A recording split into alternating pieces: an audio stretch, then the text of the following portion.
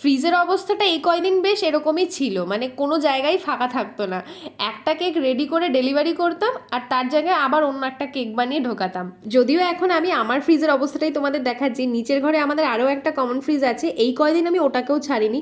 Order যদি আসে দিনে 17 থেকে 18টা, তাহলে এই এতগুলো কেক আমি কোথায় রাখবো? তো এই টিচার্স ডে কেকের অর্ডার চলাকালীন আমাকে দুটো ফ্রিজই ব্যবহার করতে হয়েছে। কিছু কেক থাকতো টিচার্স ডের জন্য, আবার কিছু কেক কিন্তু বার্থডে কেকের জন্য থাকতো। তো ফ্রিজে রাখা এতগুলো কেকের মধ্যে একদম টপে যে ব্ল্যাঙ্ক কেকটা ছিল ওটা দিয়ে বানিয়েছিলাম ওই কম্পিউটার থিমের কেকটা, যেটা একটা কম্পিউটার ব্যাচে গেছে। তারপর এই কেকটা দেখো, কিছু কি বুঝতে পারছো? আসলে কাস্টমার আমাকে এমন কিছু স্টাইলে লেখা অ্যালফাবেট পাঠিয়েছিল যেগুলো পুরো কেকটা জুড়েই লিখতে বলেছিল। তো দেখো এই কেকের একটা কিন্তু খুব সুন্দর রিভিউ পেয়েছি, সেটাই তোমাদের সাথে শেয়ার করছি। ঠিক আছে, এই ঠিক আছে, দোকানদার ফোন করে দিয়েছে। অসম্ভব সুন্দর, অসম্ভব সুন্দর, একটা ইউনিক জিনিস হয়েছে। সিরিয়াসলি এত ভালো হয়েছে ব্যাপারটা।